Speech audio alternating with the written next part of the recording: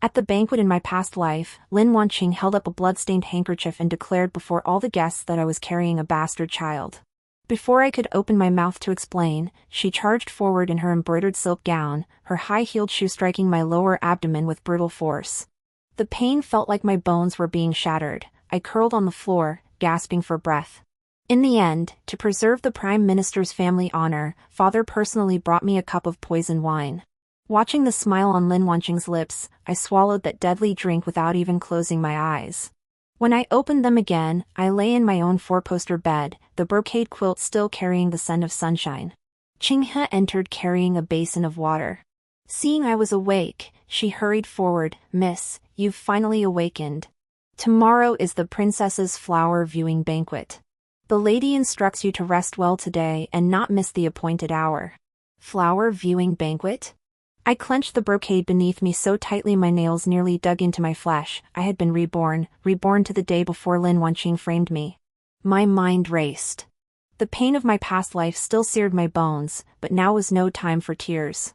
Lin Wanqing had publicly slandered me, counting on my lack of support. But this time was different. I knew who the child's father was, the amnesiac man I'd saved last month, the current emperor, Xiao Jingyuan. That day, when I went to the suburban villa to deliver the ledgers, I stumbled upon several assassins hunting down a man clad in coarse cloth. He'd been slashed across the head and lay collapsed in the grass. My heart softened, and I hid him in the villa's woodshed. When he awoke, he couldn't recall his name, only remembering a dragon-patterned pendant at his waist. Fearing for his safety, I left half the pendant as a token and tended to his wounds. After he recovered and left, I paid it little mind until last month, when news spread of the emperor being attacked while in disguise. Only then did I belatedly recall his features. Now I recall that the dragon-patterned pendant was identical to the imperial jade pendant father had seen during court audiences. If I can find Xiao Jingyuan and tell him the child is his, Lin Wanqing's plot will be half defeated. I immediately threw back the covers and jumped out of bed. Qinghe startled. "Where are you going, miss?" "The mistress said you should rest." "Never mind the mistress. Find me some coarse cloth garments and some silver coins. I must go out. This concerns my very life. You must tell no one." Grasping Qinghe's hand with unwavering resolve, I knew she'd followed me for years and dared not question me further. She hurried off to search the chests. After changing, I concealed the remaining half of the dragon-patterned pendant in my robe lining and tucked a dagger for protection before slipping out the rear gate of the Prime Minister's residence. Following the route etched in my memory, I headed straight for the inn on the city outskirts, the same one where I'd taken Xiao Jingyuan after his wounds healed last time. He said he'd return to thank me once he remembered who he was. As soon as I reached the inn's entrance, I spotted two figures clad in black combat attire standing guard. Badges were fastened to their belts, the emblem of the Imperial Secret Guards. My heart tightened, then surged with hope.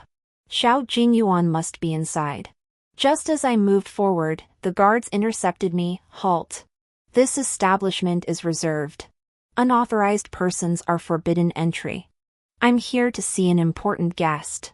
Last month, I saved him outside the city. I have a token to prove it." I lowered my voice, my hand pressed against my robe. The guards exchanged glances. One went inside to report, and soon returned, gesturing for me to follow. In a second-floor room, Xiao Jingyuan wore a bright yellow ceremonial robe, his hair bound by a jade crown. He exuded greater authority than when I last saw him. His brow furrowed at my entrance. "Who are you?" "Your Majesty. Last month at the suburban villa, when assassins pursued you, this humble maiden saved your life." I knelt immediately, pulling the half-dragon jade pendant from my robe and holding it aloft. "This token you left behind, do you recall?" Xiao Jingyuan's gaze fixed on the jade, his pupils tightening. He reached for it, then studied me. "You claim to have saved the emperor? What proof do you have?" "I have it." I raised my arm, revealing the scar on my elbow. "You were gravely wounded then. To shield you, I was slashed by the assassin. This scar is my proof. Also, you said you were hungry. I cooked sweet potato porridge for you. You even said you'd never tasted anything so delicious. Only the two of us know these details." Xiao Jingyuan's expression softened slightly. He motioned for me to rise and continue. You came to see me today for more than just to speak of saving your life, did you not? I took a deep breath, looked up at him, and said, word by word, Your Majesty, this humble woman is pregnant. The child is yours. At the princess's flower viewing banquet tomorrow, my sister Lin Wanqing will publicly slander me, accusing me of bearing a bastard child. I beg your Majesty to vindicate me. Xiao Jingyuan abruptly stood, causing the teacups on the table to rattle. What did you say? This humble maiden dares not deceive your Majesty. During those days last month when we were together. I didn't elaborate, but the implication was clear. Lin Wanqing had always envied my status as the legitimate daughter. This time, she surely intended to use this matter to destroy me. I implored your Majesty to see through her scheme. Xiao Jingyuan stared at me for a long moment, his gaze complex. Finally, he said in a deep voice, I understand. You may leave now. At tomorrow's banquet, I will have someone watch over you. If Lin Wanqing dares to falsely accuse you, I will not stand idly by. Take this token. Should any urgent matter arise, present it to summon the secret guards. He handed me a black token engraved with dragon patterns. Taking it, half the weight lifted from my heart. Thank you, Your Majesty. As I stepped out of the inn, the sun was already slanting westward. Clutching the token, my steps felt lighter. Lin Wanqing, what you owed me in my past life, I will reclaim bit by bit in this one. Tomorrow's banquet will be your first nightmare. Returning to the Prime Minister's residence, I hid the token at the bottom of my makeup box. Qinghe hurried over to ask about the situation. I only said things went smoothly and instructed her to keep a close eye on the people around Lin Wanqing during tomorrow's banquet. No sooner had I finished speaking than footsteps sounded outside. Lin Wanqing's voice drifted in, Sister, I've come to see you. I've prepared a beautiful dress for tomorrow's banquet. The curtain parted as Lin Wanqing entered, carrying a lacquered box adorned with gold. Her pomegranate red gown dazzled the eyes. A smile played on her lips as she reached out to take my hand. Sister, you've been cooped up in your room these past few days. I've been terribly worried. Look what I brought you. I quickly pulled my hand back. In my previous life, she'd been just like this, seemingly affectionate, yet who knew what ulterior motives lurked beneath. I lowered my head, feigning obedience. Thank you for your concern, sister. I've just been feeling a bit lazy and didn't want to go out. Lin Wanqing didn't seem bothered by my avoidance. She placed the lacquer box on the table and opened it to reveal a water-green ruchuan. The fabric appeared to be top-quality yin brocade, with fine, even stitching. You'll look absolutely stunning in this at the princess's banquet tomorrow. The fabric is soft and comfortable against the skin. As she spoke, she reached to lift the skirt, her fingertips deliberately brushing against my waist and abdomen. My heart tightened, but I feigned ignorance, reaching out to touch the skirt. It's truly beautiful. Thank you, sister. But it looks a bit tight. I seem to have gained a little weight lately. Will it fit? Lin Wanqing's eyes flickered, then she quickly smiled. Your figure is perfect, little sister. How could you be fat? This skirt is designed to accentuate the waist. Everyone will compliment you when you wear it out. By the way, have you been feeling sleepy lately? I heard from the kitchen the other day that you barely touched your favorite crystal cakes. The question was pointed, a guise of concern, but really probing for signs of pregnancy.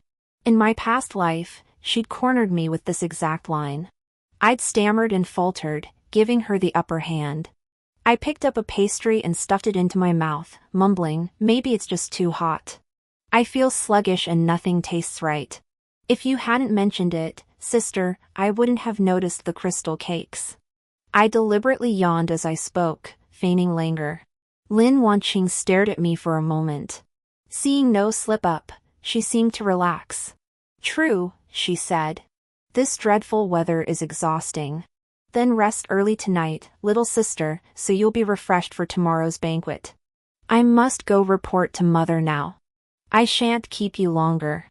As she left, she deliberately glanced back at the dress on the table, her eyes brimming with unhidden satisfaction. Once her footsteps faded, I immediately picked up the dress for a closer look, and indeed, there was something amiss. While the skirt appeared loose, the waist and abdomen were sewn exceptionally tight. Even the slightest belly would be visibly constricted. Moreover, a tiny blue lotus pattern was embroidered on the inner hem. At the banquet in my previous life, a green-clad maid had pointed to this very pattern, declaring, "I saw second Miss Lin wearing this very dress when she met with that unknown man." Well done, Lin Wanqing, you even prepared the evidence for me in advance. I tossed the dress back into the box and called Qinghen, "Keep an eye on second Mrs. Maid, Chen Tao. See if she heads to the back gate to meet someone today. If you spot her handing over silver or a note, find a way to retrieve it without being noticed." Qinghe's eyes lit up. "Miss, second Miss really has no good intentions? What good intentions could she possibly have?" I retrieved the black token from my vanity box and pressed it into Qinghe's hand. "Take this. If trouble arises, seek out the two men in black near the inn entrance. They'll assist you." Qinghe clutched the token tightly and nodded vigorously. "Rest assured, miss. I'll retrieve the items." After she left, I sat before the mirror, gently tracing my still flat abdomen. Though Xiao Jingyuan promised to help, palace affairs are always handled cautiously. He might not personally attend tomorrow's banquet. At best, he'll send secret guards to watch. I can't rely entirely on him. I must secure the evidence myself to ensure Lin Wanqing never recovers. About an hour later, a soft knock sounded at the window. I opened the door to find Qinghe panting as she rushed in, clutching a small paper packet and a folded note. "Miss, I followed Chen Tao to the back gate and saw her give a packet of silver to a maid in green, along with this note. While they were talking, I swapped the silver and note for counterfeits. They didn't notice." I quickly unfolded the note. Chen Tao's handwriting read, "At tomorrow's banquet, wait for the second young miss to smash her cup as the signal. Then point to the blue lotus pattern dress on her and accuse her of meeting with an outsider. 50 taels of silver will be given afterward." Just as I suspected. I tucked the note and silver into my makeup box, placing them beside the dragon pattern token. "Lin Wanqing, every intricate scheme you've woven, this lifetime, I'll return them to you exactly as you spun them." Lost in thought, I suddenly heard Chen Tao's voice outside the door, sounding like she was arguing with someone. "What the hell happened? Where are the things I told you to collect? Did someone steal them?" Then another maid's wails followed. I clearly put it in the drawer. How could it be gone? Qinghe and I exchanged glances, both unable to suppress a slight smile. Chen Tao must have discovered the note and silver had been swapped and was now taking her frustration out on someone. I patted Qinghe's shoulder. "You've worked hard. Go rest now. We have to rise early for the banquet tomorrow." Qinghe nodded. Just as she reached the doorway, she turned back. "Miss, if second young miss causes trouble tomorrow, we needn't fear her. With His Majesty's token and this note, we're certain to prevail." I smiled and nodded. Indeed. In this life, I would never again be bullied as I had been in the past. After washing up that night, I placed the token Xiao Jingyuan gave me under my pillow, then touched the half-dragon pendant hidden in my robe lining. Tomorrow at the flower viewing banquet, it's Lin Wanqing's turn to taste what it's like to have no way to speak her grievances. The carriage had barely stopped at the gate of the Grand Princess's residence when I tugged at my moon-white robe and skirt, not the green water-patterned gown Lin Wanqing had given me, but an old dress Qinghe had altered overnight. Loose yet well-fitted, it perfectly concealed my waist and abdomen. As Qinghe helped me down from the carriage, she slipped a small cloth pouch into my hand. "Miss, I retrieved the silver from the green-robed maid. It still bears traces of Chen Tao's rouge. No mistake." I squeezed the bundle, my fingertips brushing against the cool silver coins, and my heart settled further. Lifting my gaze, I saw the peonies in the mansion blooming in full splendor. Guests chatted in small groups, their elegant attire and flowing hair creating a scene identical to my past life. Just as I reached the entrance to the flower hall, Lin Wanqing came to greet me, still wearing that pomegranate red dress, a round fan clutched in her hand. "Why did you take so long, sister? The princess has been asking about you several times already." Her gaze swept over my attire, her brow furrowing almost imperceptibly. "Why are you wearing this? What about the cloud brocade gown I gave you?" "The dress you gave me is too precious," I replied. "I feared it might get stained at the banquet, and that would be a shame." I felt more comfortable in my old clothes. I smiled and dodged her outstretched hand, stepping into the flower hall. Where is the princess? I must pay my respects. Lin Wanqing didn't stop me, merely trailing behind with a slightly heavy sigh. Out of the corner of my eye, I spotted a figure in black standing in the hall's shadows, hand resting on their hip, Xiao Jingyuan's shadow guard. He really had sent someone to watch me. The princess sat at the head of the table, exchanging half-hearted conversation with several ladies. I approached and curtsied. She lifted her eyes to appraise me for a moment before smiling and gesturing. Rise. I heard you were ill recently. You look quite well now. Thank you for your concern, Your Highness. It was merely a slight chill, and I've fully recovered. Just as I was about to step aside, Lin Wanqing suddenly approached, holding a cup of wine. Sister, you've just arrived and haven't had a drink yet. Let me offer you a toast to your swift recovery. Her gesture as she handed me the cup felt odd. Her fingers tapped the rim of the cup, a signal. My heart sank. Deliberately letting my hand slip, I sent the cup crashing to the floor with a clatter, shattering it into a scattering of porcelain shards. In that instant, Lin Wanqing shrieked, pointing at my abdomen, Sister. How could you do this? You're carrying a bastard child and still dare attend the princess's banquet? Do you want to bring utter disgrace upon the prime minister's household? Her words thundered like a bolt of lightning, instantly silencing the flower hall. Every pair of eyes turned to me. My father's face darkened instantly. He rose to rebuke me, warning. Is your sister telling the truth? In my previous life, I'd been so stunned by the scene that I couldn't even form a coherent defense. But now, I only gave a cold laugh. I stepped forward 2 paces, staring at Lin Wanqing. Sister, how did you know I was pregnant? I haven't even noticed myself. Did you send people to spy on my room every day? Or did you just make up this whole pregnancy thing? Lin Wanqing hadn't expected my counter-question. She froze for a moment, then burst into tears again. Sister, I only did it for your own good. A few days ago, I saw you vomiting violently and thought you were ill. Then I heard from Chun Tao that you were meeting secretly with a strange man. That's when I panicked, afraid you'd be deceived. Oh. Chun Tao saw me meeting secretly? I turned to Chun Tao standing behind Lin Wanqing. Her face was pale, and she shrank back. Chun Tao, tell me, when did I meet secretly with someone? Where did it happen? What did this man look like? Chun Tao was rendered speechless by my questioning, only stammering, I heard it from others. Heard it from others? I raised my voice. Sister, you slander me with hearsay and cause such a scene at the princess's banquet. Do you think the princess is easily fooled? Or that all the ladies and young masters here are gullible? Whispers began in the hall. Several ladies exchanged glances, their expressions toward Lin Wanqing shifting. The princess frowned and tapped the table. Miss Lin, you claim the second miss had a secret rendezvous. Do you have evidence?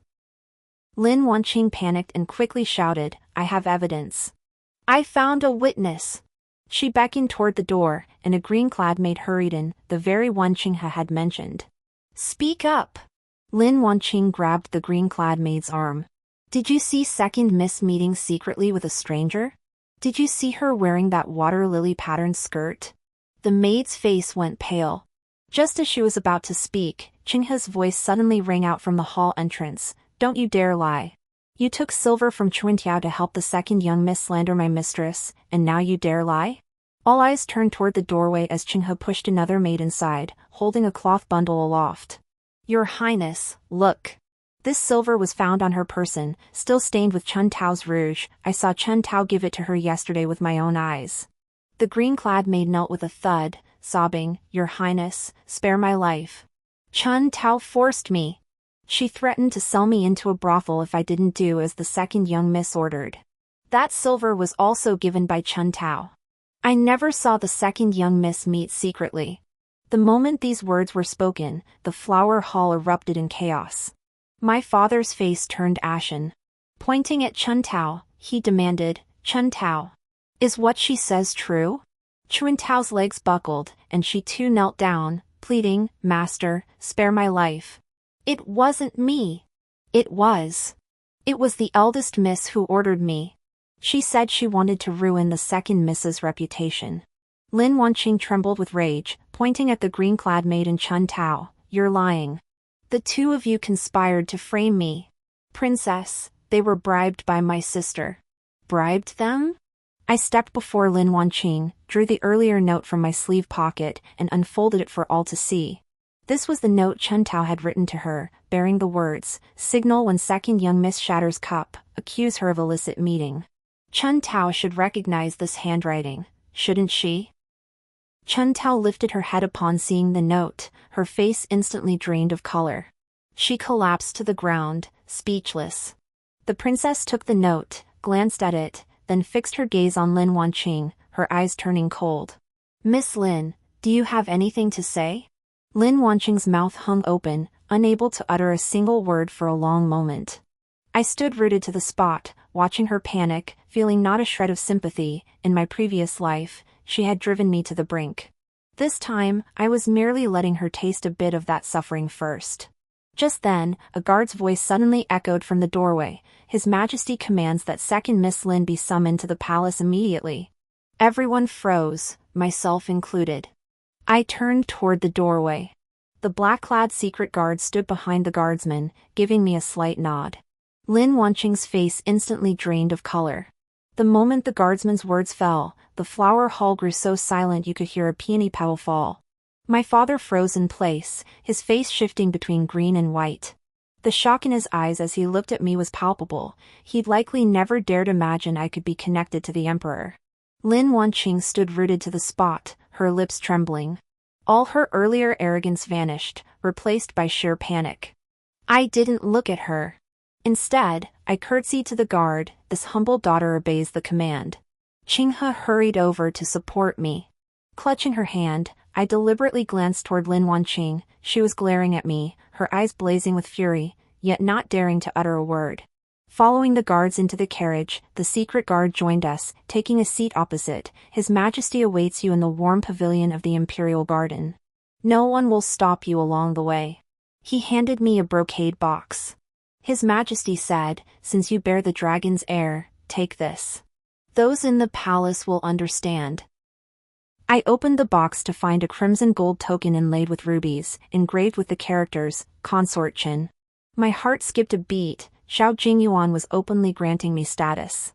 Though not formally infeft as a consort, this move sealed off any path for others to slander me. Arriving at the palace, the warm chamber was lightly perfumed with ambergris incense.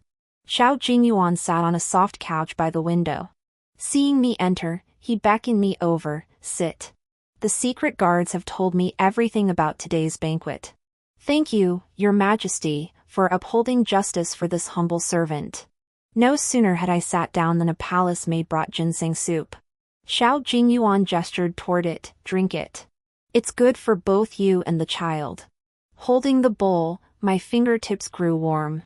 Your Majesty, Lin Wanqing's actions today were not merely directed at this humble servant, but also an attempt to deceive you. I know. Xiao Jingyuan cut me off, tapping his fingers on the tabletop. The concubine Lu behind her has maintained frequent contact with the Minister of Revenue's household these past years. When I was attacked while in disguise last time, the assassin's trail led straight to the Minister of Revenue. Lin Wanqing dared to cause such a commotion. She must have been incited by her mother. My heart sank, so the emperor had already uncovered concubine Lu's background. No wonder he'd assisted me so decisively. His gaze grew solemn as he looked at me. You carry the imperial heir. You must no longer endure injustice at the Prime Minister's residence. In 3 days, I shall issue an edict for you to reside in a side hall within the palace, with attendants to serve you. As for Lin Wanqing, he paused, a cold smile curling his lips. You may dispose of her as you see fit. Just ensure no bloodshed and preserve the minister's dignity. These words granted me a royal mandate. Setting down the ginseng broth, I knelt to express my gratitude. This humble maiden thanks Your Majesty. By the time I emerged from the warm chamber, night had fallen. The secret guard escorted me to the palace gates, then slipped me a note. His Majesty said this is evidence of the Minister of Revenue's affair with Lady Lu. Keep it, it may prove useful. Clutching the note, I felt utterly confident. Lin Wanqing, Lady Lu, what you owe me, you shall begin to repay now. As the carriage rolled back to the Prime Minister's residence, lanterns illuminated the courtyard. Qinghe helped me down. Just as we reached the second gate, the steward stood waiting with a broad smile. Second young miss, the master awaits you in the main hall. He requested you come directly upon your return. I raised an eyebrow. My father had always summoned me before. Today, he had actually used the word await. It seems the news from the palace has already reached here. Entering the main hall, I found my father seated at the head, his fingers white as he gripped his teacup. Seeing me enter, he rose immediately, his tone softening, wanting, you. Did His Majesty cause you any trouble upon your return from the palace? The Emperor treated me well, I replied. He even bestowed this token, instructing me to rest and nurture my pregnancy. I deliberately emphasized the words nurturing the pregnancy. Then, I took the Imperial Consort Chen's attendant token from my sleeve pocket and placed it on the table. This was bestowed by His Majesty, I said. He said that anyone in the palace who sees it will look after me. My father's gaze fixed on the token, his pupils suddenly contracting as his hands began to tremble. He opened his mouth, yet no words came for a long moment. Finally, he only sighed, all right. All right. It was your father who wronged you before. From now on, in the Prime Minister's residence, no one will dare bully you again. I didn't respond, his current all right was merely born of fear of offending the Emperor. I hadn't forgotten the cruelty he showed when he personally brought me the poisoned wine in my previous life. Just then, Lady Lu's voice came from outside the door, trembling with sobs, Master. You must avenge Wanqing. Wan Ning, relying on His Majesty's favor in the palace, must have slandered Wanqing. No sooner had Lady Lu spoken than she burst in, dragging Lin Wanqing with her. She wore a stone-blue jacket, her hair disheveled, eyes red and swollen, clearly she'd been weeping all the way. Lin Wanqing followed behind, head bowed low, traces of tears still wet on her face. Yet when her gaze swept over me, it still held a trace of venomous resentment. Master! Concubine Lu threw herself at my father's feet, grabbing his arm. Wanqing suffered wrongs at the princess's residence today. Wan Ning not only refused to aid her own sister but colluded with outsiders to slander Wanqing. Now she's gone to the palace for reinforcements, she intends to destroy us mother and daughter completely. My father frowned at her agitation, glancing at the token on the table. His tone carried impatience. Enough. Today's matter, Wanqing was in the wrong. Wan Ning spoke truthfully about her. Wrong? Concubine Lu snapped her head up, pointing at me, her voice rising sharply. Lin Wan Ning is carrying a bastard. Wanqing only revealed it to protect the Prime Minister's reputation. Now she's using the Emperor's backing to turn the tables? I say the child in her womb isn't royal blood at all, she fabricated it to deceive the Emperor. These words struck at my father's deepest fear, that my relationship with the Emperor was a sham. If exposed, the Prime Minister's household wouldn't just lose its privileges, the entire clan would face execution. His expression shifted again, his gaze toward me thickening with suspicion. I let out a cold laugh, pulling the note the secret guard had given me from my sleeve pocket. Then I produced the letters I'd found earlier, proof of Lin Wanqing's illicit affair, slamming them down on the table. Madam Lu, you do well to mind your own business and that of your daughter. You claim my child is illegitimate, but these letters of your affair with the Minister of Revenue, are they fake too? Lady Lu's face drained instantly. Staring at the note on the table, her lips trembled. You. Where did you get this? It's fake. You forged it. Whether it's forged or not, see for yourself. I picked up the note and read aloud, 3rd day of next month, meet at the ruined temple outside the city. I'll take you to see His Excellency the Minister. This handwriting, it's your personal maid's, isn't it? And this seal? It's the private seal from your dowry. You're the only one in the entire Xiang household who possesses it. My father leaned forward, took the note, and examined the seal. His hand suddenly trembled, and the paper fell to the floor. He looked up, his gaze fixed on Lady Lu, his voice trembling. Lu! You dare conspire with an outsider? Lady Lu panicked, lunging to grab the note, but I blocked her. I picked up Lin Wanqing's letter and unfolded it. And Sister Wanqing, you accuse me of secret meetings? Then what about this letter you wrote to Master Zhang in the west of the city? Once I marry into the minister's household, I'll secure you an official post. Sister, had you long planned to curry favor with the Minister of Revenue? Lin Wanqing snapped her head up, her face as pale as paper. She lunged to snatch the letter. You're lying. This isn't my letter. You forged it. You know full well whether it's yours or not. I sidestepped her and handed the letter to my father. Father, look at this handwriting, isn't it identical to Sister Wanqing's daily greeting letters to you? And this stationery, it's her favorite gold-flecked paper. Only she possesses it in the mansion. My father took the letter, his expression darkening with each glance. Finally, he slammed it onto the table and pointed at Lin Wanqing. You and your daughter have utterly disgraced the Prime Minister's household. Seeing father's genuine fury, concubine Lu stopped crying and adopted a defiant attitude. So what if we've lost all dignity? Do you think you became Prime Minister through your own efforts? Without my family's support, would you be where you are today? Now that Wan Ning has climbed her way to the Emperor, you want to abandon us? No way! You dare say that?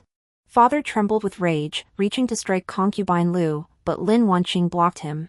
Father! Don't hit my mother! Lin Wanqing cried out, it's all Lin Wanning's fault. She deliberately fabricated these false accusations to frame us. She just wants to monopolize the benefits of the Chancellor's household and become an imperial consort. Whether I framed you or not, His Majesty will know once he investigates.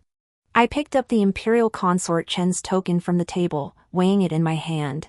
His Majesty said the edict for my move into the palace will come in 3 days. Then, with a word from me in the palace, whether you, your mother, and the Minister of Revenue live or die will depend entirely on His Majesty's will. These words poured over Lady Lu and Lin Wanqing like a bucket of cold water. They stood frozen in place, their arrogance completely vanquished, their faces as pale as paper. My father looked at them, then at me, and let out a long sigh. He slumped into his chair, covering his face with both hands, silent for a long while. Outside the window, the moon rose, its light streaming through the latticework into the main hall, falling upon the 2 spread-out letters. Watching the despair etched on Lu's face and Lin Wanqing's, I felt not a shred of pity. In my past life, you left me to die in pieces. This time, I'm merely letting you taste what it means to be cornered. Her slippers clattering like flower-pot sauls, burst into the main hall sobbing, her hair disheveled. She threw herself into my father's arms. Master. Look at Wanqing now. She's so distraught she's holed up in her room, refusing food and drink. And Wan Ning, now that she has His Majesty's backing, she dares bully her elder sister like this. I stood nearby, coldly observing her performance. In my previous life, she always resorted to this tearful act whenever Lin Wanqing made a mistake, and my father invariably softened his heart. But this time was different. Instead of supporting her as he usually did, my father stepped aside, frowning. Stop this. Wanqing was in the wrong today. The Emperor knows it. What more do you want? Aunt Lu froze, clearly caught off guard by my father's words. She whipped her head around to glare at me, her eyes venomous. Lin Wanning. Did you slander us to His Majesty? Do you think cozying up to the Emperor gives you free rein? Let me tell you, no one knows whose child you're carrying. Maybe you used some fox-like wiles to deceive His Majesty. The words were vicious, openly insulting me while secretly questioning the child's royal lineage. That was a capital offense. I didn't get angry. Instead, I smiled, pulled the note the secret guard had given me from my sleeve pocket, along with a stack of letter paper, and slammed them down on the table. Madame Lu is quite adept at using the term cunning tricks. Why don't you explain this first? What is this? The stationery spread out. The top sheet was a letter Madame Lu had written to the Minister of Revenue, its lines dripping with suggestive language, ending with a lotus seal known only to the 2 of them. The note beside it was uncovered by the secret guards. Last month, Lady Lu had gone to a temple outside the city under the pretense of offering incense to meet the Minister of Revenue, presenting him with a chest of gold. Lady Lu's face drained of color in an instant. She lunged forward, trying to snatch the papers. Where did you get these filthy things? You forged them. Lin Wanning, how heartless you are. Chinghe immediately stepped forward to block her, her voice sharp and clear. "Madam, don't make such baseless accusations. This letter was discovered while sorting through your old belongings last time. I found it strange then, but now I see it was meant for the Minister of Revenue. And last month when you went to the temple, I followed you. I saw with my own eyes that you and the Minister of Revenue stayed in a side room for half an hour." These words struck like thunder. My father's face instantly turned the color of liver, and he grabbed the teacup on the table and smashed it on the floor. "Ushered, how dare you? To secretly consort with the Minister of Revenue behind my back? And dare to give him gold? Have you forgotten you are a concubine of the Prime Minister's household?" The teacup shattered at concubine Lu's feet. Terrified, her legs buckled and she collapsed to the floor, sobbing and crying out, "Master, I didn't. They framed me. It was Lin Wanning who framed me." "Framed you?" I bent down to pick up the letter and handed it to my father. "Father, look at this handwriting. Is it not Madame Lu's? And this lotus seal, she always drew a small lotus at the end of her letters to you. Have you forgotten?" My father took the letter. His expression darkened with each passing moment, his hands beginning to tremble. He snapped his head up, fixing his gaze on concubine Lu. "What more can you say?" Concubine Lu gaped, unable to utter a word for a long while. Finally, she could only collapse onto the floor, sobbing. Her cries grew fainter and fainter until they faded away, her strength slowly ebbing. Standing nearby, I watched her state without a flicker of emotion. In my past life, she aided Lin Wanqing in seizing all the dowry my mother left behind, then falsely accused my mother of infidelity before her death. This lifetime, she was merely paying back a fraction of what she owed. Just then, Lin Wanqing burst in, hair disheveled, eyes red and swollen. She threw herself beside Lady Lu. "Father, spare my mother. It was my fault, all my fault. Punish me instead, but not her." My father looked at her, his expression complex, anger mingled with hesitation. After all, she was his own flesh and blood. But before he could speak, I interjected, "Sister, you're quite the filial daughter. But do you know about your mother giving gold to the Minister of Revenue? After all, when you last visited the Minister of Revenue's residence, your mother accompanied you." Lin Wanqing's face instantly drained of color, her lips trembling. I didn't know. My mother never told me." "Didn't know?" I sneered coldly. "Then surely you know why your mother helped frame me, sister? Because she feared I might bear the dragon's heir, secure my footing in the Prime Minister's household, and uncover the disappearance of my mother's dowry all those years ago. After all, your mother personally managed that dowry back then." This struck a nerve with Lady Lu. She snapped her head up, glaring at me. "Don't talk nonsense. Your mother squandered her own dowry. It has nothing to do with me." Whether it's nonsense or not, an investigation will reveal the truth. I turned to my father. "Father, perhaps we should have someone examine the ledgers from that year, along with the recent income records of the Minister of Revenue's household. See if that chest of gold is in his possession. If it's discovered, not only will Lady Lu face consequences, but the Prime Minister's residence might also be implicated. After all, colluding with a court official and gifting gold is no trivial matter." My father's face darkened completely. What he valued most was the prestige of the Prime Minister's residence and his own official hat. Glaring at Lady Lu, he gritted his teeth. "Guards, lock Lady Lu in the woodshed. She is not to leave without my command. Wanqing, return to your quarters. You are confined to your room for 1 month.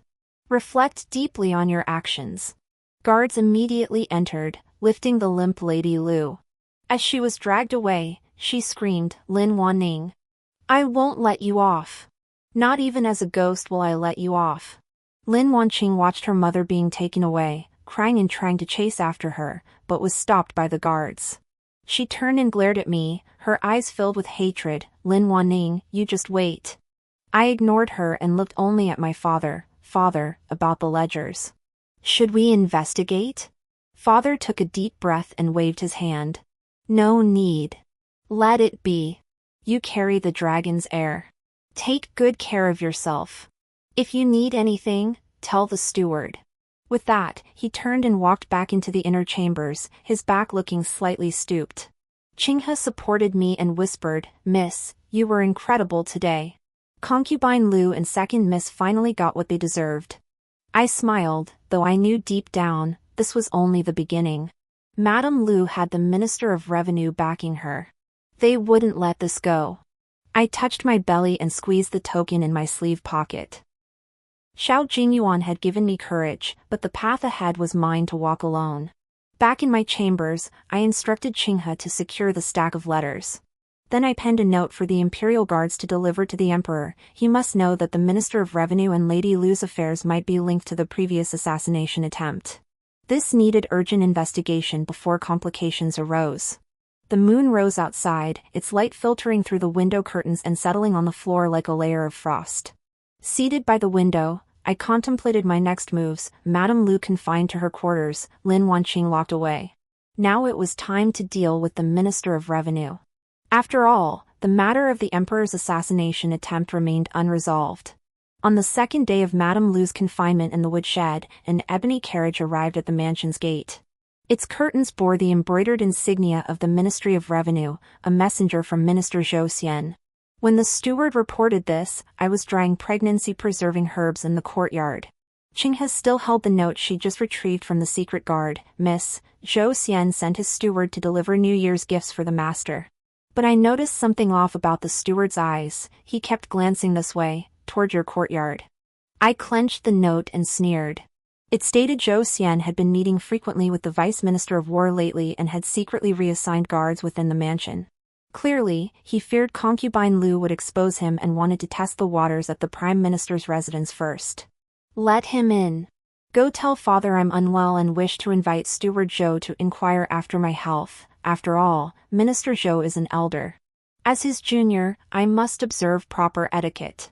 I handed the pregnancy tonic to the maid, turned to return to my room, changed into a plain-colored Richuan, and slipped half of Lady Lu's letter into my sleeve pocket. Before long, Steward Zhou arrived with my father. Dressed in a brocade robe, he held a rosewood box and bowed deeply upon seeing me, his smile thick with insincerity. "Your Excellency, the second young miss, is well? My master heard of your precious pregnancy and sent me to deliver these tonics, wishing you a safe and smooth journey." I didn't take the box but stepped aside instead. "Steward Zhou, you're too kind. Please sit." "Qinghe, pour tea." Only after he sat down did I speak slowly. "I hear Steward Zhou accompanied Minister Zhou from Jiangnan? Just the other day, I heard from Aunt Lu that Jiangnan's bilyuakun is the finest. It's a pity I've never tasted it. I wonder if Steward Zhou has had the pleasure?" Steward Zhou's smile stiffened, his hand holding the teacup pausing. "Second young miss jests. I am but a steward, how could I be worthy of such fine tea? Oh. But I heard that last month when Lady Lu went to the temple outside the city to burn incense, she brought 2 jars of bilyuakun for Minister Zhou?" I leaned forward, lowering my voice. "I also heard that in the temple's side room that day, there was a chest of gold. Steward Zhou was there too, wasn't he?" Steward Zhou's face drained instantly. The teacup in his hand wobbled, spilling tea without him noticing. "Second young miss. What do you mean by that? I don't understand." "Not understanding is fine." I pulled a half-sealed letter from my sleeve pocket and placed it on the table. Only the lotus seal at the bottom was visible. Steward Zhou should recognize the seal, right? There are many more letters like this in Lady Lu's quarters. I wonder if His Majesty would find them interesting if they were delivered to the palace. Steward Zhou's eyes widened instantly. He sprang to his feet, lunging to grab it. Qinghe immediately stepped in front of me, her hand on the dagger at her waist. "What are you doing, Steward Zhou? Stealing things from the Prime Minister's residence in broad daylight?" My father sat beside us, his face ashen. He likely hadn't anticipated I'd confront Zhou so directly. Zhou looked from me to my father, cold sweat beading on his forehead. "Second young miss. Let's discuss this calmly. If word of this spreads, it won't benefit the Prime Minister's residence, nor you." "Benefit me?" I sneered coldly.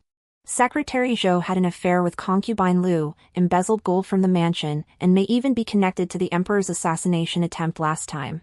If these matters become public, Steward Joe, who do you think will suffer the worst fate? Steward Joe's legs buckled, nearly collapsing him to the ground.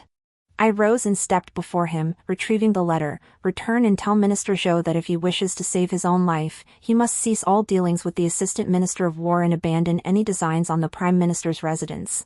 Should he disobey, I shall not hesitate to deliver these letters personally to His Majesty. His lips trembled, unable to utter a word for a long moment.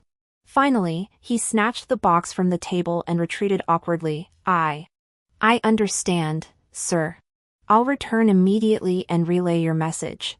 Watching his frantic retreat, my father spoke at last, his voice hoarse, warning, aren't you afraid Zhou Xian might become desperate and lash out?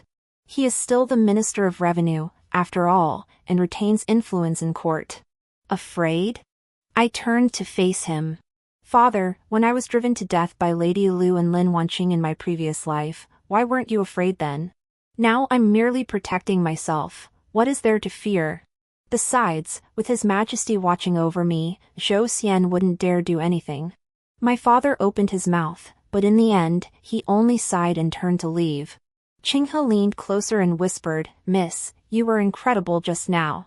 You scared the wick out of Steward Zhou. This is only the first step. I touched the letter in my sleeve pocket. Zhou Xian wouldn't give up so easily. He'd definitely make another move. Oh, did the secret guards mention what His Majesty said? They did. Qinghe quickly pulled out another note.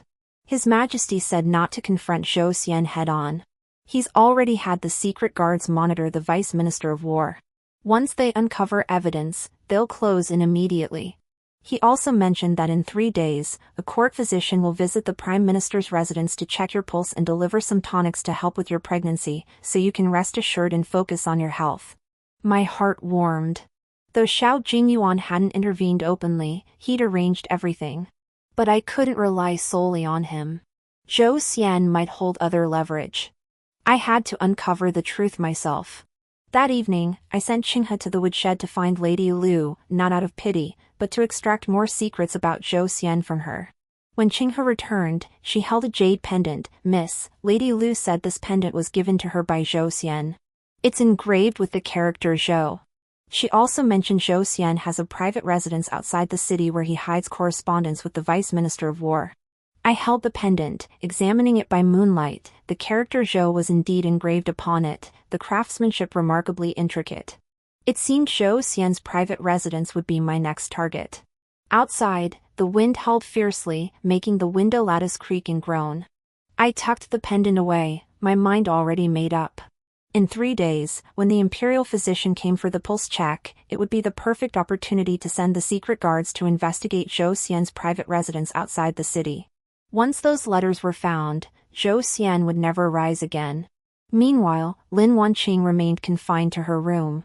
She likely had no idea that her mother and the powerful backer behind her were about to fall. 3 days later, at dawn, the sound of horse hooves echoed at the mansion gates. Qinghe peered through the door crack, then spun around to call out to me, Miss. The imperial physicians have arrived. And they're accompanied by 2 palace guards. I'd just finished combing my hair when I heard this, squeezing the jade pendant in my hand, the clue to Zhou Xian's private residence. Today, I'd rely on the secret guards to retrieve the evidence. I changed into a plain-colored rituan embroidered with intertwined lotus vines, deliberately lowering the neckline to reveal the scar left from saving Xiao Jingyuan. This was for the imperial physicians and guards to see, but also for everyone in the Prime Minister's residence. As soon as I entered the main hall, I saw an imperial physician in crimson official robes standing in the center, carrying a medicine chest. Beside him stood 2 guards with long swords at their waists, their eyes sharp. My father stood nearby, his complexion noticeably improved from recent days. Seeing me enter, he unexpectedly stepped forward to offer his support. Wan Ning, walk slowly. Don't trip. I offered no reply, instead curtsying to the physician. Thank you for coming, Physician Li. Physician Li hastily waved his hands, smiling as he said, the second young miss carries the dragon's heir. His Majesty specifically ordered this old servant to examine her closely. I dared not delay. He had me sit upon a soft couch, his fingertips resting upon my wrist pulse. His brow gradually relaxed as he observed, the pulse is steady and strong. The dragonborn child is healthy. The second young lady need only rest more, avoid getting upset, and take the pregnancy-stabilizing medicine I prescribe. A safe delivery is assured. At these words, the maids and matrons in the main hall gasped in unison. Their gaze toward me shifted from previous disdain to awe. Joy lit up my father's face as he hurriedly instructed the steward to prepare tea. "Dr. Lee, you've worked hard. Please sit and have a cup." While everyone's attention was fixed on Dr. Lee, I discreetly retrieved a note from my sleeve pocket bearing the address of Zhou Xian's private residence and slipped it to Qinghe behind me. Qinghe understood immediately. Pretending to fetch refreshments from the rear courtyard, she swiftly circled around to the side gate and pressed the note into the hands of the waiting secret guard. The moment the arrangement was made, commotion erupted from the courtyard. A maid rushed in frantically, "Master! Second young miss!" Several burly men have arrived at the front courtyard. They say they're looking for Lady Lu and demand to see the second young miss.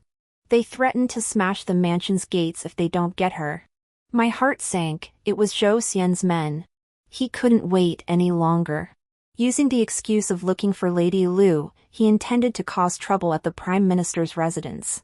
He might even try to destroy the letter Lady Lu left behind. Dr. Lee frowned, glancing at the guards beside him, to cause trouble at the Prime Minister's residence in broad daylight? "Go investigate." Two guards immediately drew their swords and followed the maid outside. My father's face paled as he clutched my hand, warning, "Perhaps we should hide?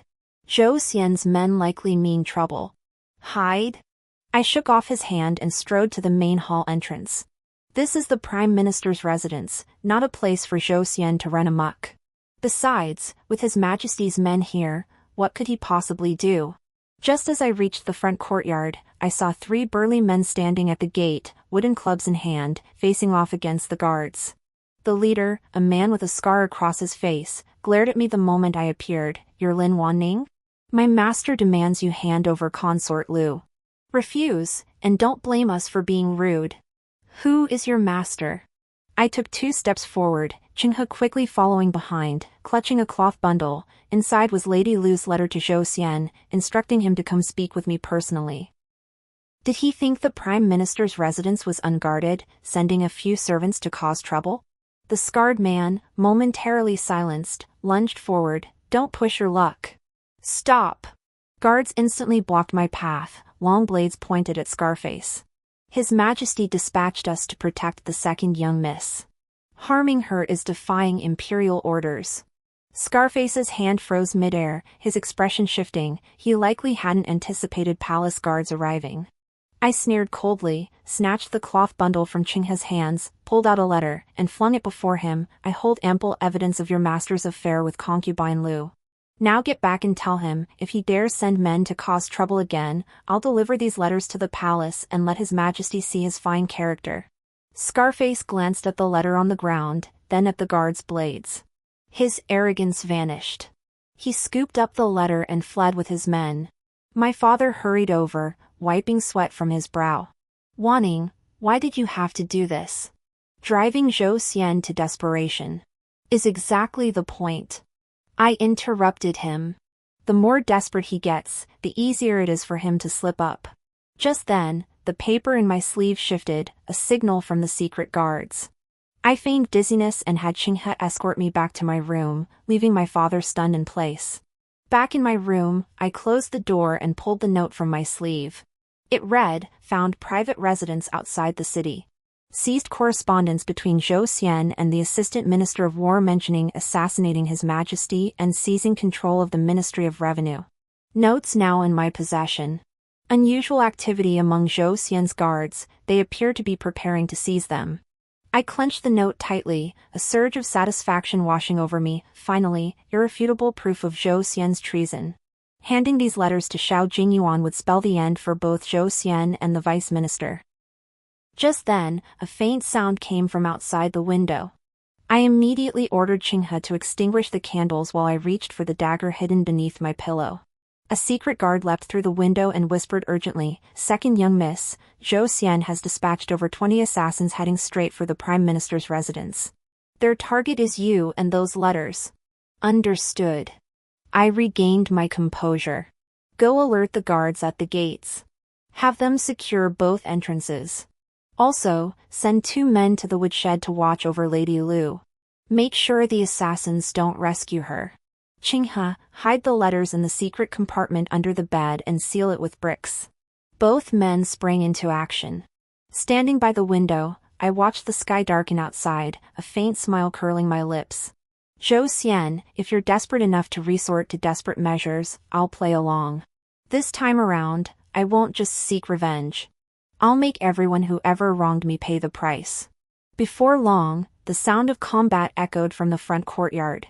I walked to the mirror, smoothed my robes, and fastened the Imperial Consort's token to my waist. Should assassins burst in, this token would be my best weapon. Qinghe returned, panting, "Miss, the letter is hidden. The guards are already fighting the assassins, and the secret guards have come to help. We should hold them off." I nodded, walked to the doorway, and listened intently to the sounds outside.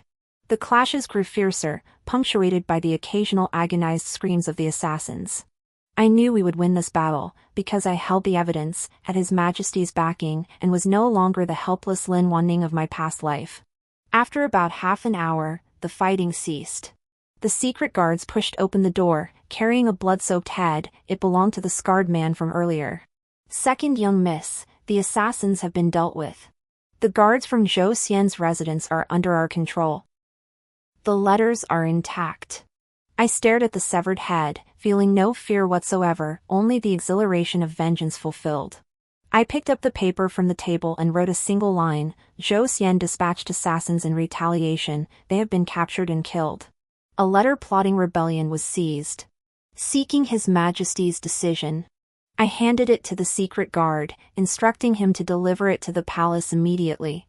After the guard left, Qinghe helped me sit down and handed me a cup of warm water. "Miss, are you all right? You scared me to death just now." "I'm fine." I took a sip of the warm water and placed a hand on my belly. "The baby is fine too." Outside the window, the sky had turned pitch black, and stars began to twinkle. I knew that by morning, the names of Zhou Xian and the Assistant Minister of War would appear in the Emperor's memorial. And I, finally, would take a major step toward revenge. As for Lin Wanqing and Lady Lu, their days of comfort were also coming to an end. At daybreak, the imperial edict, wrapped in the morning mist, arrived at the Prime Minister's residence. The eunuch delivering the decree read it out in a shrill voice, his words carrying far across the courtyard. "Zhou Xian, Minister of Revenue, has been found guilty of treason and colluding with the Vice Minister of War to assassinate His Majesty. The evidence is irrefutable. He is hereby ordered to be imprisoned in the heavenly prison, and his assets confiscated. All his accomplices shall be thoroughly investigated without leniency. Second Miss Lin, for her meritorious service in protecting the Emperor and bearing the imperial heir, is specially granted 100 taels of gold and medicinal herbs for her pregnancy. Additionally, 10 imperial guards shall be stationed at the Prime Minister's residence to safeguard the royal offspring." Standing beneath the eaves, I listened, my fingertips unconsciously rubbing the token at my waist. "Zhou Xian has fallen. This cancerous tumor has finally been excised." Qinghe clutched her handkerchief beside me, smiling. "Miss, this is wonderful.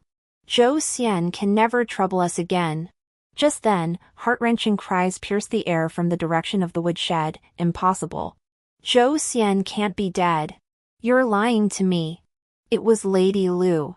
She must have heard the imperial decree, realizing her last pillar of support had collapsed. I sent Qinghe to oversee the Imperial Guard's arrangements while I headed toward the woodshed. As soon as I reached the doorway, I saw 2 maids holding down Lady Lu. Her hair was disheveled, her face dusty, not a trace of her former dignity remained. Spotting me, she lunged forward like a madwoman, only to be held back by the maidservants.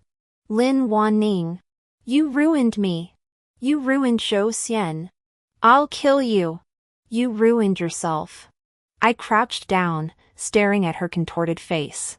Adultery with a court official, embezzling the Prime Minister's funds, aiding Zhou Xian in rebellion, any one of these crimes deserves death 10 times over. Not letting you die immediately is already the height of mercy. Madame Lu glared at me, then suddenly burst into tears, her voice shrill and hoarse. I know I was wrong. Wanting, please spare me. I'll return every piece of your mother's dowry. I'll never oppose you again. Please ask His Majesty to release me, will you? I sneered inwardly. In my past life, she replaced my mother's dowry with fake jewels and slandered her as promiscuous. Now she suddenly remembers to beg for mercy.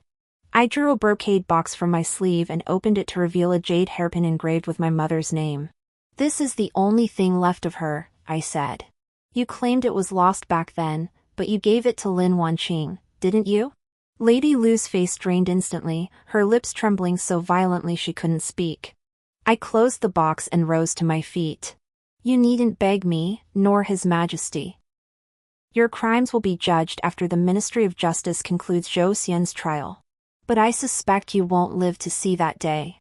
No sooner had I stepped out of the woodshed than the steward came rushing in, flustered. Second young miss. Trouble. Second young miss. Oh no, Lin Wanqing is gone. My heart sank. Lin Wanqing actually escaped?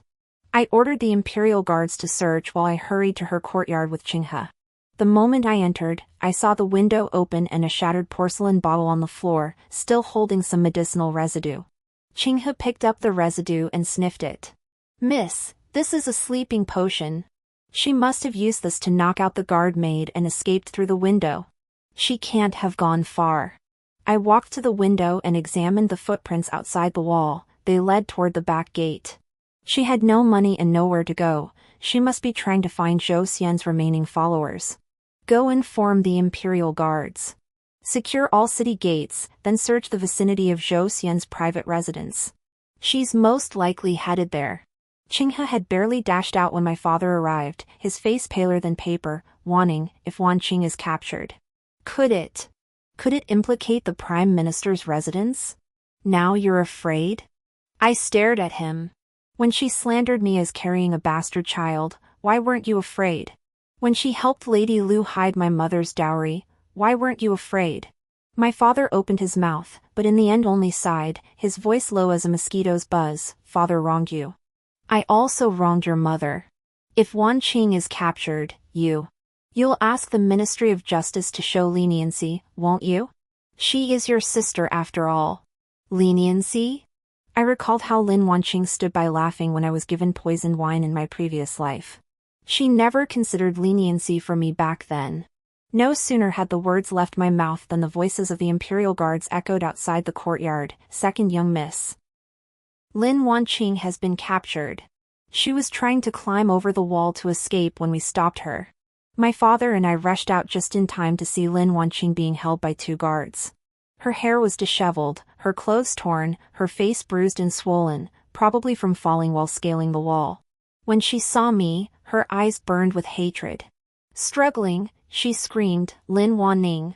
You bitch! I won't let you off. Not even as a ghost will I let you off. You won't be a ghost. I stepped before her.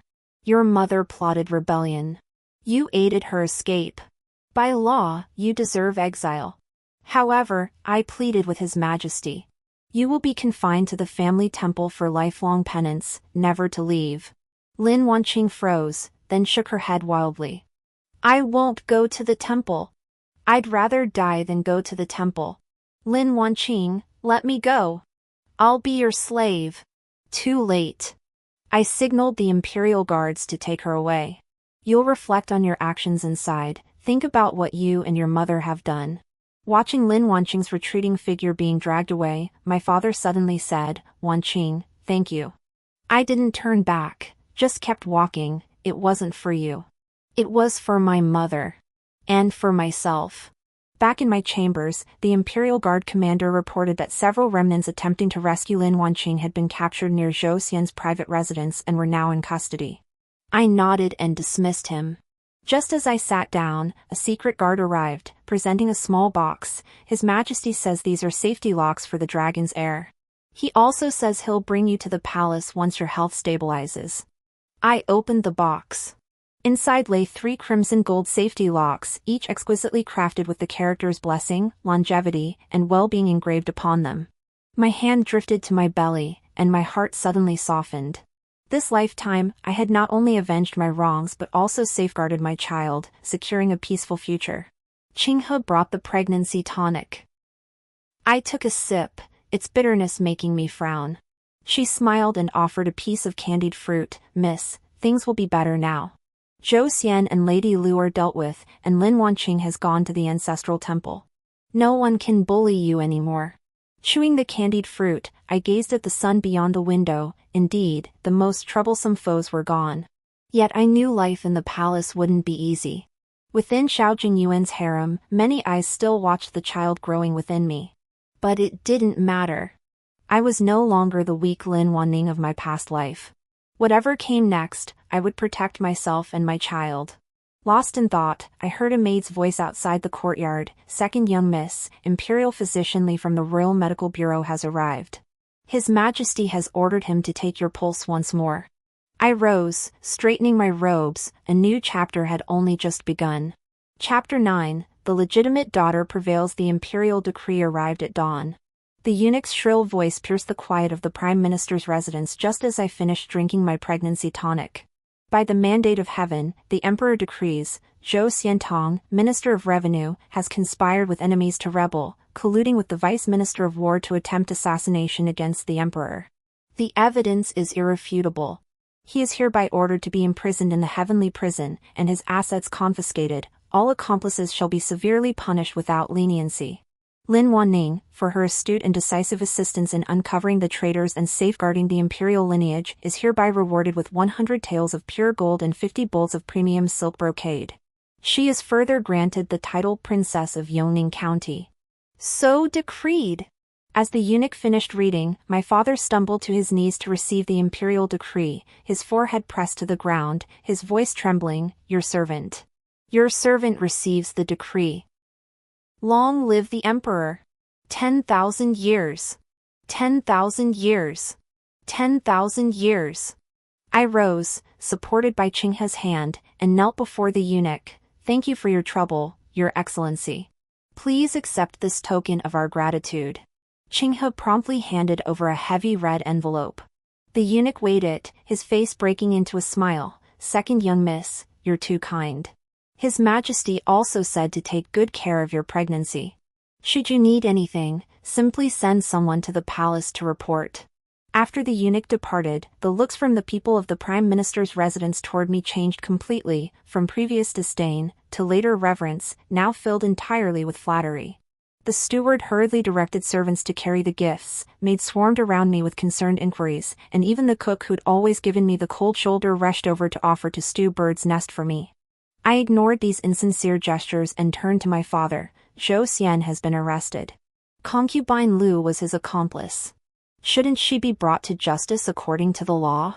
My father had just straightened up, but stiffened again at these words. Rubbing his hands, he stammered, Wanning, Lu is still Wanqing's mother. If we send her to the authorities. The family's reputation. Reputation? I scoffed coldly.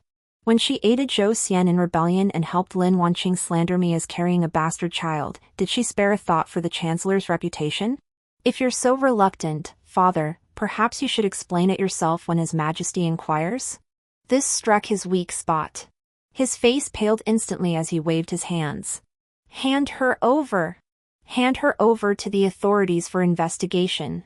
Summon the constables at once. No sooner had he given the order to the steward than a shrill scream pierced the air from the rear courtyard. Qinghe rushed in, her face ashen. Miss! Trouble! Second miss smashed the lock on the woodshed and is now chasing you with scissors, intent on killing you. I wasn't surprised. With Zhou Xian fallen and Aunt Lu facing prosecution, Lin Wanqing, now without backing, would surely lash out like a cornered beast. I touched the Yongning County Princess token at my waist and rose to leave. Let her come. Stepping into the courtyard, I saw Lin Wanqing charging toward me, hair disheveled, scissors gleaming coldly in her hand, eyes red as if they might bleed. Lin Wanning! You bitch! You ruined my mother! You ruined Minister Zhou! I'll kill you! She lunged with fierce speed, but I didn't dodge. Qinghe was ready. He stepped forward, seized her wrist, and twisted it hard. The scissors clattered to the ground. Lin Wanqing struggled, cursing, "Let me go. I'll kill her. The child in her womb isn't of royal blood. It's a bastard. She deceived His Majesty." At these words, the maids and servants around us froze, all eyes fixed on me. My father panicked, rushing forward to cover her mouth. "You're mad. What nonsense are you spouting?" "I'm not talking nonsense." Lin Wanqing wrenched free, her voice rising. "My mother said she never once saw His Majesty with you. You used your cunning wiles to deceive him. The child in your womb is a bastard." Watching her hysterical outburst, I suddenly smiled. This was the extent of her abilities, resorting to shouting baseless accusations to slander me. I bent down, picked up the scissors from the floor, and tossed them to a nearby guard. "Tie her hands. Don't let her hurt anyone else." Then I walked up to her, pulled a piece of paper from my sleeve pocket, and flung it at her face. "You say I deceived His Majesty? Then look at this." The paper bore the Imperial Physician's Pulse Diagnosis record, stamped with the Imperial Medical Bureau's seal at the bottom. It read, "Over 2 months pregnant. Pulse pattern consistent with bearing the dragon's heir."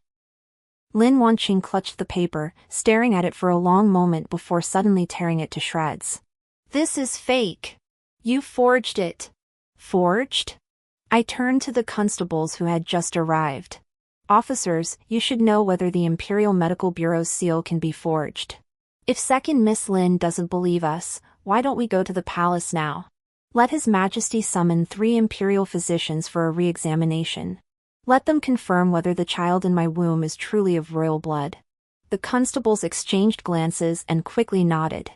The county princess is right. No one dares to forge the Imperial Medical Bureau's seal. Lin Wanqing's face drained of color instantly. She collapsed to the ground, muttering, "Impossible. This can't be." I paid her no mind. Turning to the constables, I ordered, "Concubine Liu is in the woodshed." Lin Wanqing attempted to assassinate the county princess and slander the dragon's offspring. "Take them both away and hand them over to the prefectural magistrate for investigation." The constables immediately stepped forward and bound both Lady Liu and Lin Wanqing. As Lin Wanqing was dragged away, she suddenly whipped her head around and glared at me. "Lin Wanning. Even as a ghost, I won't let you off." I stood rooted to the spot, watching them disappear into the alleyway, my heart utterly unmoved. Debts from a past life have finally been repaid, for the most part, in this one. Qinghe supported me, whispering, "Miss, you were truly formidable just now." A few words were enough to intimidate the second miss. It wasn't my skill, it was the power of the evidence. I touched my belly. It was the baby helping me.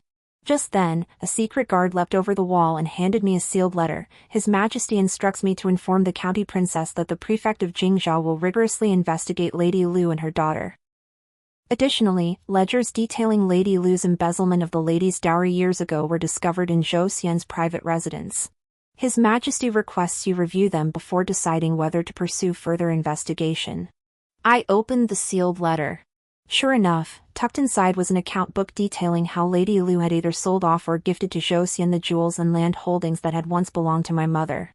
So my mother's dowry hadn't been squandered, it had been stolen. I clenched the ledger so tightly my knuckles turned white. Another debt to settle. My father stood beside me, his expression awkward as he looked at the ledger in my hands. "Wanting, this matter. Father failed to investigate it properly back then. I'm sorry for the injustice you suffered. It's not too late to set things right now." I tucked the ledger away. Concubine Liu had already been arrested. She had swallowed my mother's dowry. According to the law, it should be recovered and returned to me, the legitimate daughter. My father nodded hastily. "Of course. Absolutely. I'll send someone to the prefect of the capital immediately to reclaim all the dowry for you." Seeing his fawning expression, I said no more. His current compliance stemmed solely from my imperial backing and the title of Princess of Yongning. But none of that mattered now. What mattered was that I could finally seek justice for my mother, for the self I had been in my previous life. That very afternoon, the magistrate of Jingzhou sent word, Concubine Liu had confessed to embezzling the dowry and colluding with Zhou Xian. Lin Wanqing, for slandering the dragon's descendant, was sentenced to exile 3,000 li away. Holding the news, I sat beneath the peony tree in the courtyard, watching the sunset slowly fade. Chingha brought a bowl of bird's nest soup, smiling as she said, "Miss, no one will ever dare bully you again." I took the bowl and blew gently on it. Are there still those who would bully me? Perhaps there are, like the consorts in the palace who keep their eyes on the dragon's heir, or the remnants of Zhou Xian's faction still lurking in the court. But I am no longer afraid. In my past life, I had nothing left at the mercy of others. In this life, I have the Emperor's support, evidence, my own plans, and the baby growing inside me. I sipped the bird's nest soup. Its sweetness warmed my heart. Next, I must reclaim my mother's dowry, then focus on nurturing this pregnancy until the baby arrives. As for the palace affairs and court politics, there's no rush. I have all the time in the world. The secret guards delivered another message. His Majesty would send a carriage tomorrow to take me to the imperial retreat outside the city.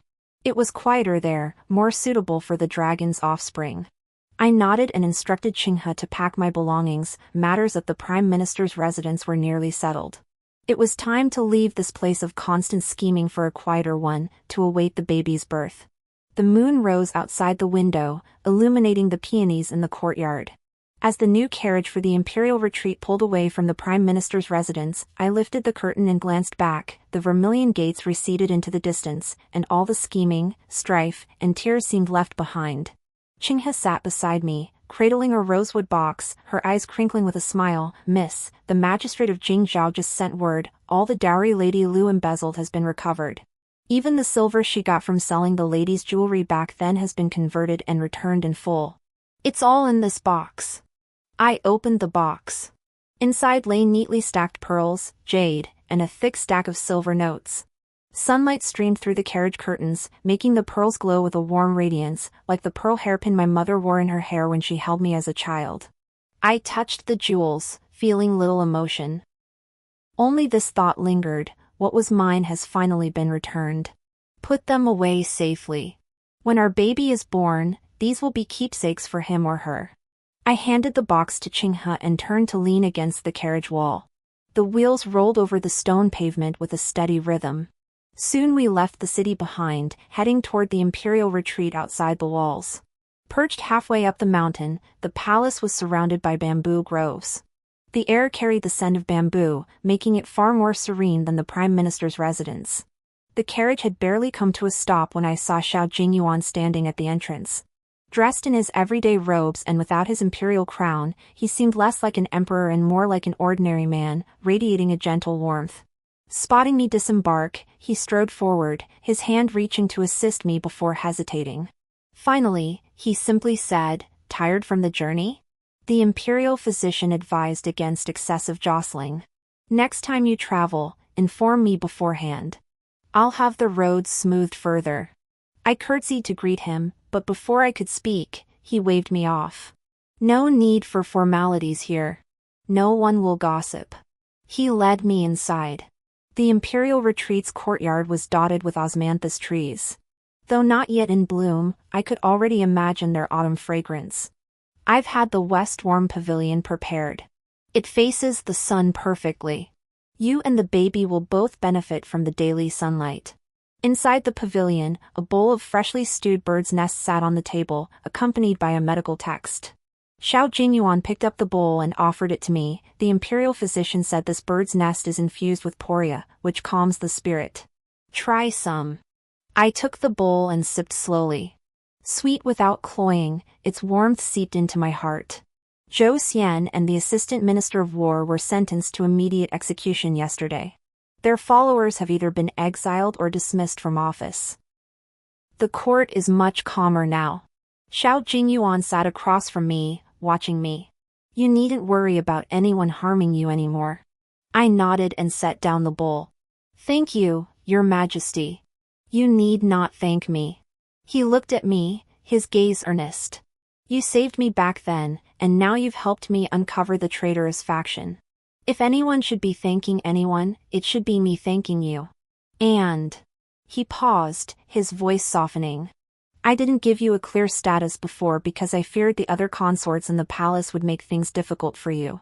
Now you are the princess of Yongning County, and you carry the imperial heir. Once the baby is born, I shall issue an edict to appoint you as consort Qin and bring you into the palace. My heart stirred, but I didn't immediately agree. Life in the palace would surely be more complicated than in the imperial retreat. Those consorts wouldn't tolerate a consort Qin who appeared out of nowhere. But I wasn't afraid. Having endured the hardships of my past life, this time I had Xiao Jingyuan's support and my own plans. Even in the palace, I wouldn't let myself be bullied again.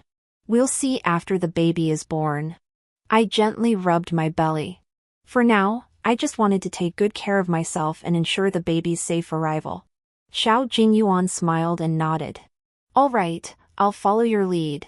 Come evening, my father sent a large chest, claiming it was a congratulatory gift for the county princess and the dragon's heir. Qinghe opened it to find silk brocades, jade ornaments, and an account book, the Xinfu's income ledger for the past half year. I flipped through the pages. Every entry was recorded with crystal clarity, not a single discrepancy. Qinghe pursed her lips. Master has suddenly learned to play nice. Where was this earlier? I closed the ledger and set it aside. He merely fears my wrath might fall upon the Prime Minister's household. But it doesn't matter. From now on, with the baby and me here, our ties to the Prime Minister's household will only grow fainter. The days that followed passed calmly and peacefully. Each morning, I'd stroll through the courtyard, basking in the sunlight. Mornings were spent reading or helping Qinghe organize my mother's dowry. In the afternoons, the imperial physician would come to take my pulse. When Xiao Jingyuan had free time, he'd visit to chat with me, sometimes even reading poetry to the baby, though the baby hadn't fully formed yet. He read earnestly, and listening brought me peace. 3 months passed in the blink of an eye, and my belly had grown visibly. When Xiao Jingyuan visited that day, he carried a small cradle made of enamel wood, carved with dragon patterns. He placed it beside the bed and smiled, saying, I had craftsmen make this. It will be for the baby once it's born. My heart warmed as I gazed at the cradle. Qinghe smiled beside us and remarked, Your Majesty truly cares deeply for the young lady and the little prince. Xiao Jingyuan didn't refute her. He simply looked at me, his gaze tender. You are the ones I cherish most. Of course I care deeply. That night, lying in bed, I traced my belly and felt the baby's gentle movements.